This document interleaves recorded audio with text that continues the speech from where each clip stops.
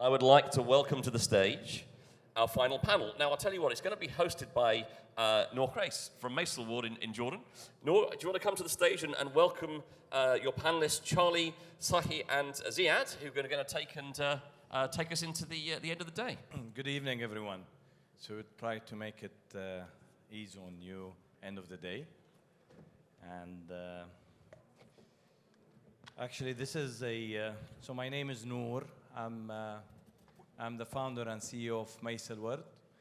We've been doing mobile games for the past 20 years. And funny, this panel, and I think it came random in terms me to moderate, but it comes on the right time because recently myself and my team has been involved in inclusivity in a very strong way. We have been doing a lot of efforts in integrating inside our Maysalward team people with disabilities. We have our first member, a Unity developer, and now an instructor within the team. He is visually impaired, and that's changed few weeks, changed our life as a company, seeing how we can basically be more open and have more into our operation and therefore to the industry. I have hopefully a panel that we will get together to something good.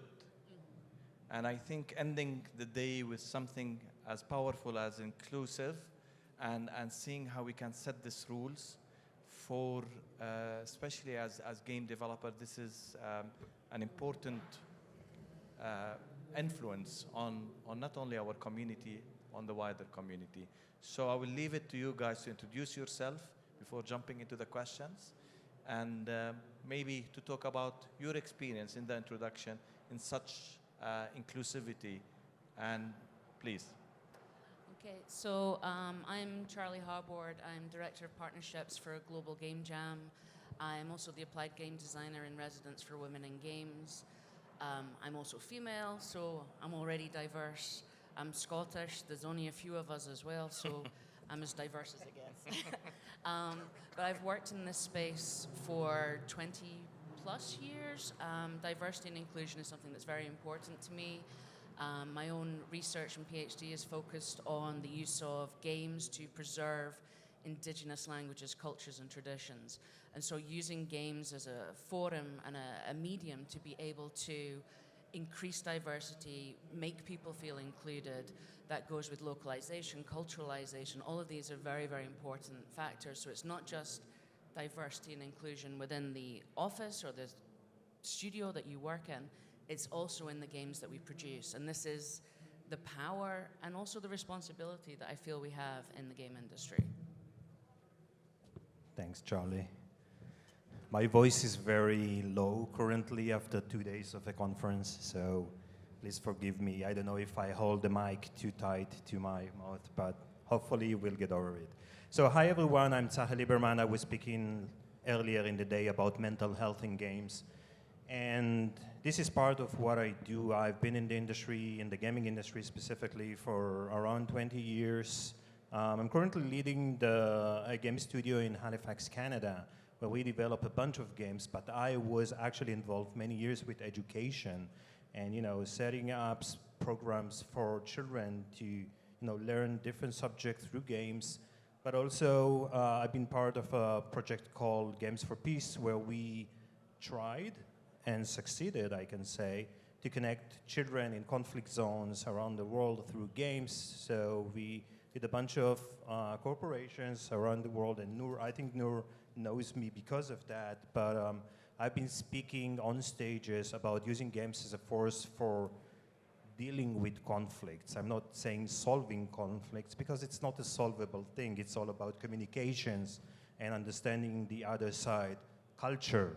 And I think that's highly important when you're running a game studio, which is international, especially when you're working remotely, and you have different kind of people from different cultures. So for the previous company I worked with, we had around 50 small teams creating hyper-casual games, and that was a collection of many 3 to 5 people teams that were developing rapidly games, but one of them was from India, one of them from China, one of them from the US, and one of them from the UK. So that, how do you mix that culture together in order for them to create that relationship to work as one unit?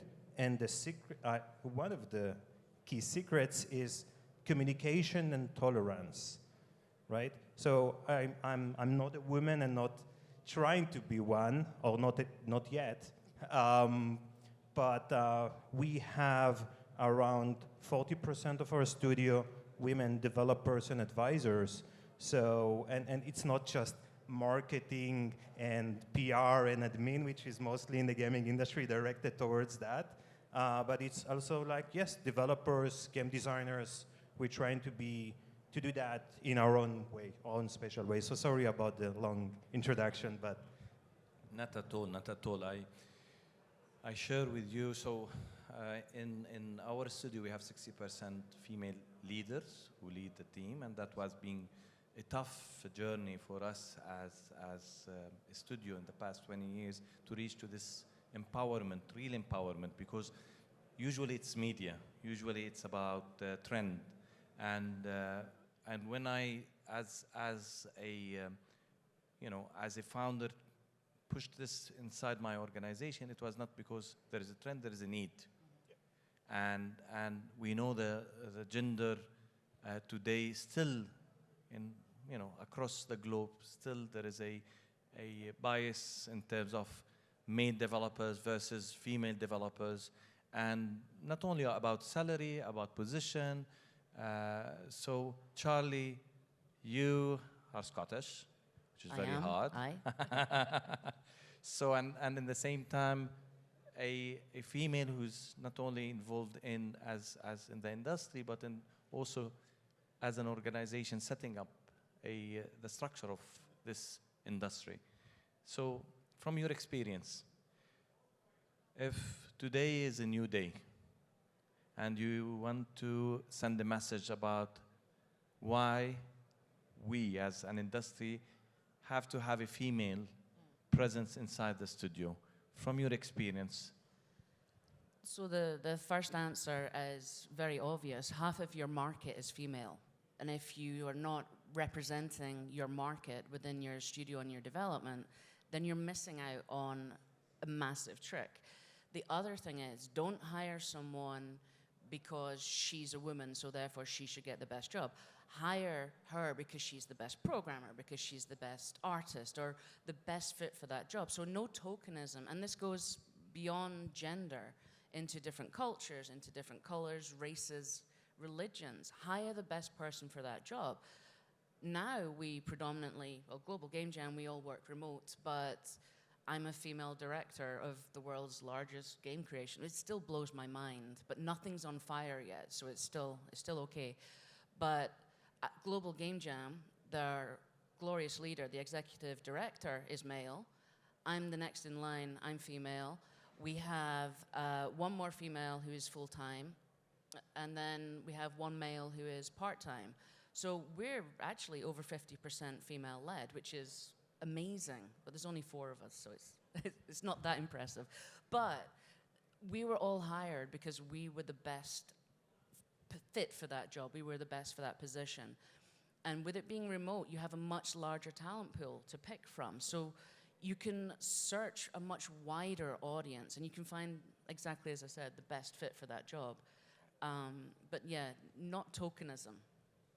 And do you think, so why we had this in our history as game developers, this bias? Why? Are they less smart, women? Why? No, because we're thinking about how to make a sandwich and iron your shoes all the time. Yeah, no, I think it's absolutely, it's an even playing field. There's no gender in coding. There's no gender in art. Anyone can do it. It's just, historically, I guess, females haven't necessarily had the opportunity to learn it. Coding has always been seen as a very male thing, and art maybe more so for females. But now we're doing a lot of work with young girls, female identifying people, to get them into STEM, to give them the opportunity. And this again also works with different cultures where anyone can do this. And to say that I want to be a game dev, I want to be a game designer, is not the same as saying I want to be an astronaut. It's a real job and anyone can do it. And allowing people to try. So game jams are obviously a really good way to start in that.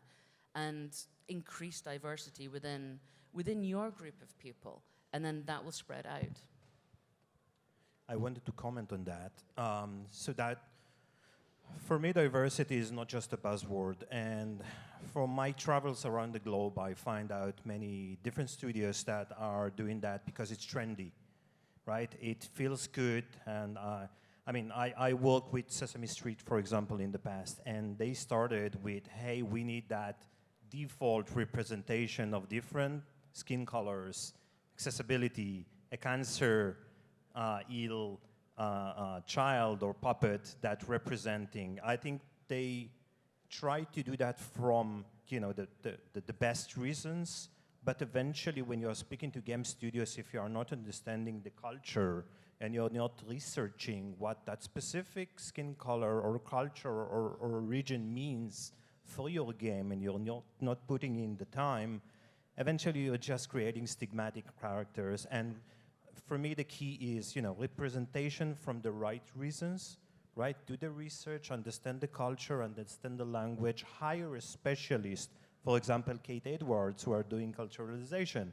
She's been into that for so many years. But then also education. When you are paving one way for girls to not do coding or technological subjects or topics for the elementary school and high school, you end up with an industry that is totally diverted into another position, right? Men will do the engineering, women will probably do marketing, media, PR, which is very wrong to say, because when you look back on the 80s or the 70s, early days of computers, most of the top scientists were women. They paved the way for us to be here even.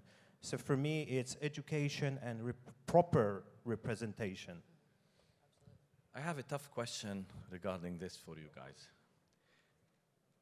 Personally, I think whenever we create a setup organization, women-only driven setup, I see it as a negative thing. And it happens a lot in our industry. So we find a woman fund for women gaming companies, or this is a women association for women game developers. And I think this is, in my opinion, is not helping us to have a diversity. I don't know, what's your opinion about this? Okay, I want to answer that. That's highly interesting, and I'll try to be controversial. So again, I'm not a woman, or I'm not LGBTQ as well, but there were debates on whether those specialized organizations, yes, they represent women or LGBT sectors or other ethnical sectors, but they highlight the differentiation of that sector. Why not just call them developers? Why just do this? Why we do the separation? They are women, they are men, they are ibinarical. Why do we need to keep those borders between those terms, right?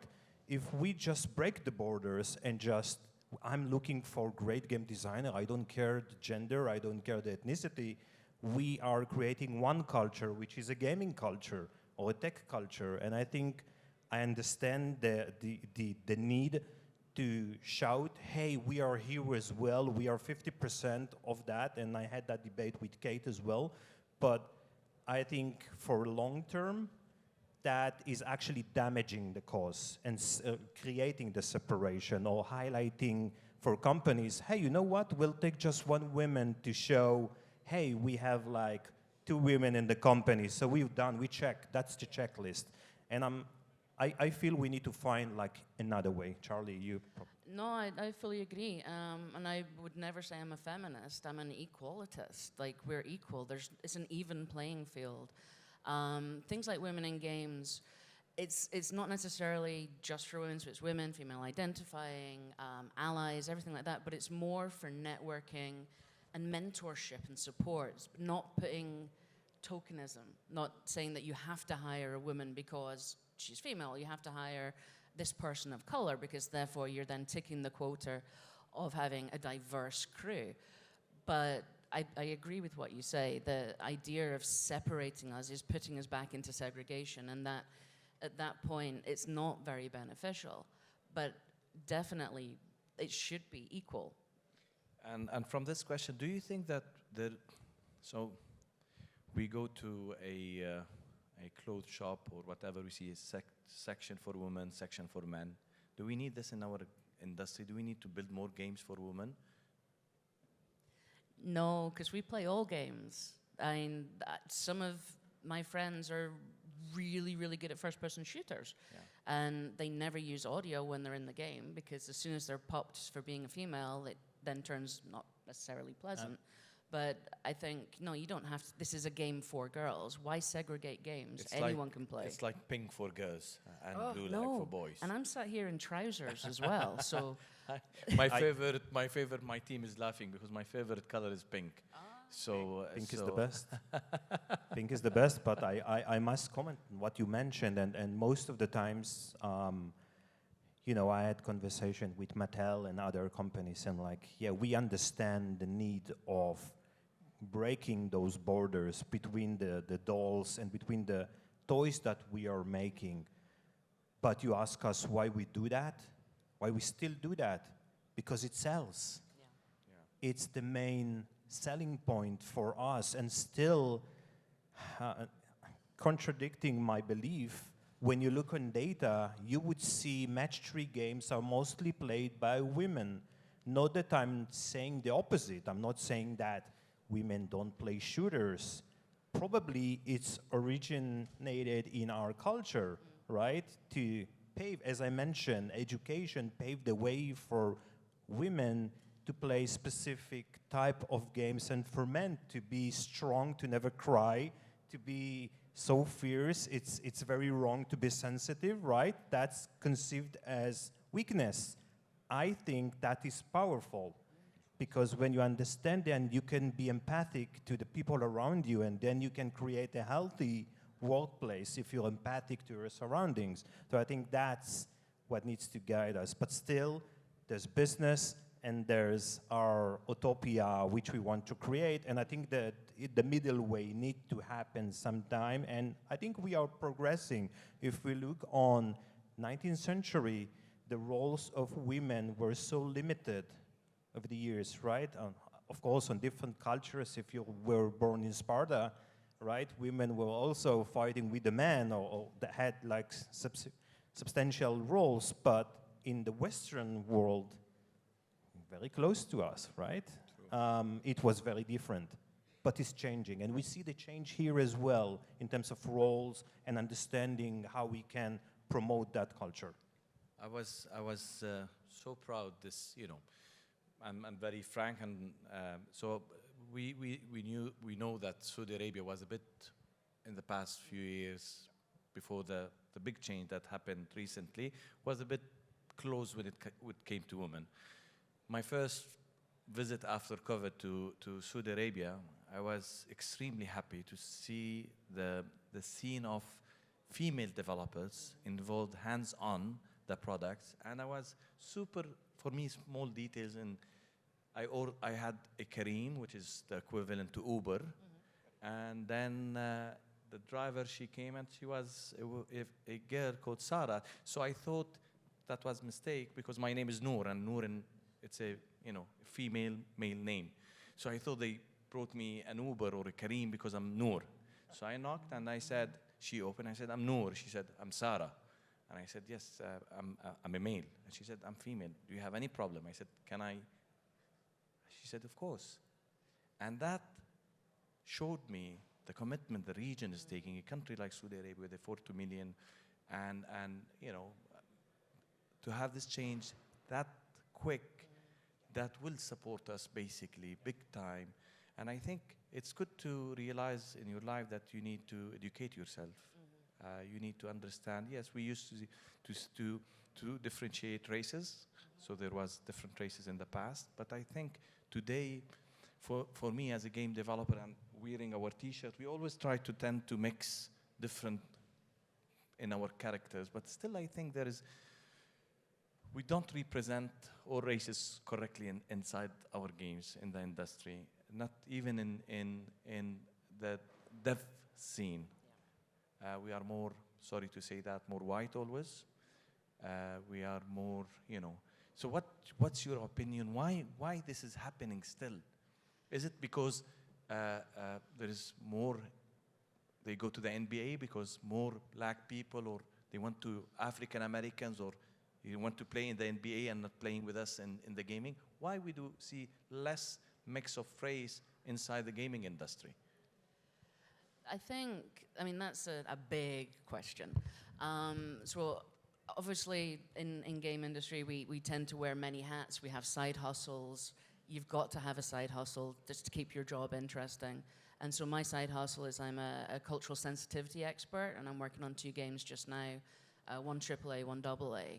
And it's hiring cultural experts, doing your research. Wikipedia is not research material. It's not good. So actually going to the communities, getting someone from that community that is representative.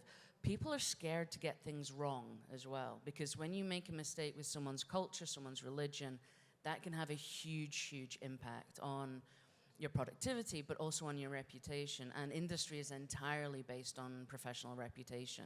If you're the one person that made that one racist game, you might not be able to get work again, or your games won't sell. You've then got a black mark. So it's going into those communities and having first-hand knowledge. As you mentioned about Saudi, we are aiming a Global Game Jam to set up a jam within Saudi Arabia that is entirely going to predominantly focus on females, female identifying, and getting them into STEM. We'll be providing training in Unreal so that they're able to try this sort of role and see if it fits. Of course, men are involved and men are allowed to join, but the actual focus is to go directly to the females, and it's about getting that cultural input. Races and people with a mixed, in not only in our games, but in the dev scene, we see it less. And I'm telling you, someone who's been attending conferences for the past 20 years, I see it. So yes, it's like my response relates to what you just mentioned, and I think the key word is respect. Respect the culture, work with locals. I had a Middle Eastern panel 10 years ago. I was sitting down an Israeli, a guy from Bahrain, a guy from Iraq. There was a couple other countries, and we spoke about games, like how do we design and what are the characters and how do you show modesty even. And the differences are insane, like the different customs and clothing and how you fold your clothing. And in Iraq, if you show demons, that's forbidden. You have so many, and the colors that you use. I'm not even speaking about Japan and the Far East, that if you're giving somebody a white rose or a watch, you're actually telling them, hey, you have a limited time with me.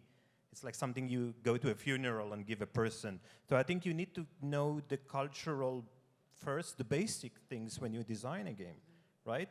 And I think that's the keywords. And in terms of skin color, I think we are still a very stigmatic culture.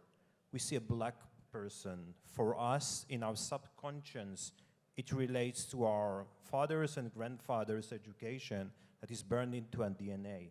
Movies are still doing that. And we are doing that less than before, but I think we are not that inclusive yet for people of color in the game industry. And you've seen that. Like, what is the percentage of black people actually working as key members, game designers, and game developers, right? So we need to be more inclusive. We need to understand that skin doesn't mean anything. For us, because we see something and it's different, for us, it's maybe we want to work or want that group, like homogeneous group, to be similar to us. But the similarity is not external, it's actually the internal. We want great people to work with us. We want to create great games together. And in order to imagine and create that creativity, We need beautiful people inside. We don't need to care about the outside. That doesn't have to be a factor, right? So that's our problem as developers still. And I think we need some work as a society to go the extra mile. I value the word respect, and I think we should always, when we build games and we work together, we should forget about religion, politics, race, gender. And I think games can really be the powerful tool to change and impact on such direction. And but again, in your perspective, what can we do to promote this more? Again, a very big question. I think it comes from education, and not necessarily within the schoolyard, but in ourselves. Learn more about people, learn more about different cultures, research. If you want to make a game about the Arabian Nights, for example, talk to people from that region, do your research, learn, get people from that community involved in the game. It shouldn't come down to color or race or religion. It's someone putting information into a computer. Anyone should be in that position to be able to do it, I feel. Yeah, and continuing what you just mentioned, yes, it's not just in the schoolyard. For me, it's on games that we play and media that we consume. If we see more black people in key roles, if we see more women and more culture not taking the side of stigmatic, right? When we see first-person shooters, I'll try not to be rude, but who do you think we always fight? The specific races and specific regions that are always the bad guys, and there are specific regions that are the good guys. We are still creating that differentiation. We are basing that on conflicts that happened in World War I and before that, right? So we are actually making that happen, right? We are saying that those characters have those characteristics. So then when you meet those characters in reality, your first impression is like, yeah, those are right. Those are the bad guys. Those are the merchants. Those are the guys who haggle. Those are the guys which are the bankers, right? And I'm speaking on myself as a Jewish person, right? We went through that for so many years to have that stigmatic impression. So I think we need to create more media, we need to mistake more, we need to learn more, and create that mirror that we all consume more and more, especially the young generation on the mobile devices, and create that narrative that is not one-sided. That's how we change. And I think if we're talking about inclusivity and diversity, we also have to bring into account neurodivergence. A vast majority of people within gaming industry are neurodivergent. I am. The world didn't quite fit us, so we literally built our own world that fitted us exactly. And so all of this is inclusive. As you mentioned with a sight-impaired member of staff, this is also diversity and inclusion. It brings in everything. And I want to add two more items to the debate. So the first one is accessibility. We are more and more need to include handicapped people in our process. They are not incapable. They are not a stone that you put at the side of the room because you need a handicapped person. They can do so many things. They can compete in Olympics, for God's sake. They won Olympics. So we have to take that into account. And also, something that we are not talking about in the game industry, ageism. Look on the most of the game studios are consisting out of people around the ages of 30, maybe 40. Would you see people with a lot of experience in the game industry that are 55, 65, right? I'm really fortunate that in another company that I'm part of as a founder, all of the people there, which are 9 currently, they are 10 years over me at least. So they are 55, 60. Amazing guys, ex-Google and Apple, but they are, if we look on that, we're like, they're old. Can they still do something for the society? Yes. Old, for me, it's here. It's in the mind. I met in Sweden the Counter-Strike champion, which is Sweden, is 82, I think. And I met him, and I was like, yeah, I beat young people all the time. They don't believe me when I show them my picture, but he's a champion. So we have to think about that as well. Life doesn't end when you're 50.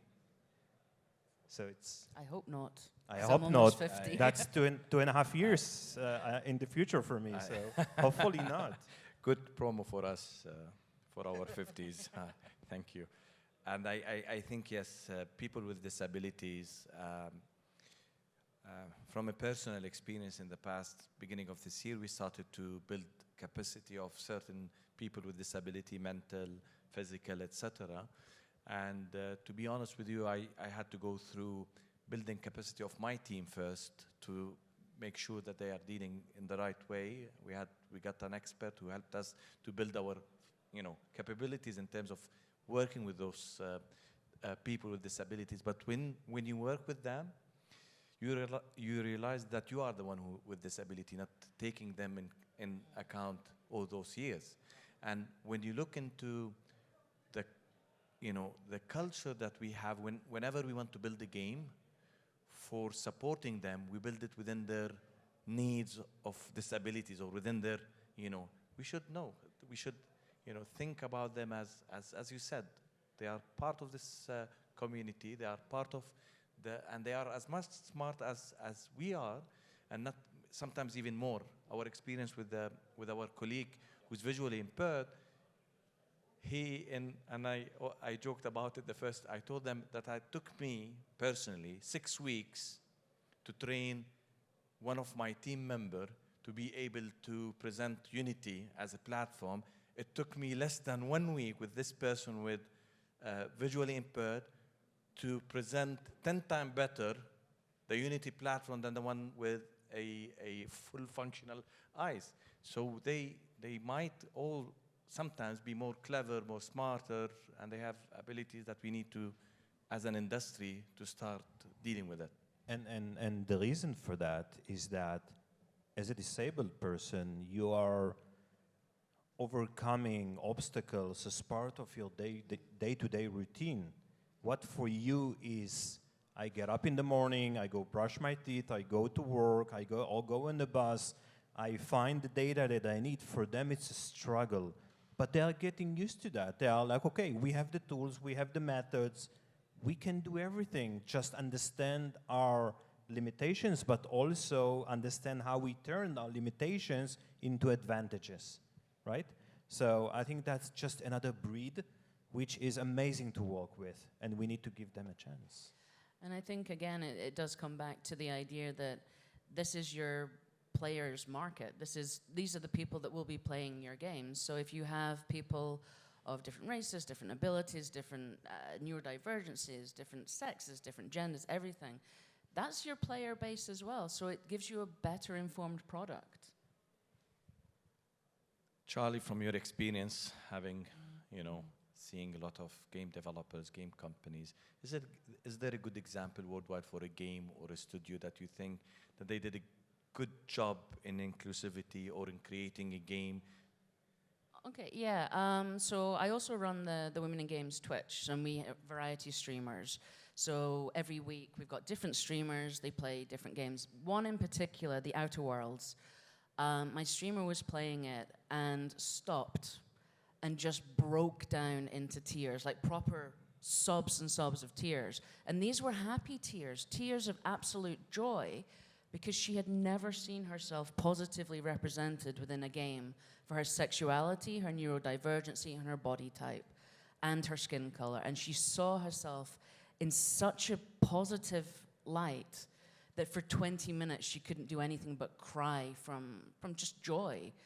That's the power and responsibility that we have. I'm Scottish, as I've said.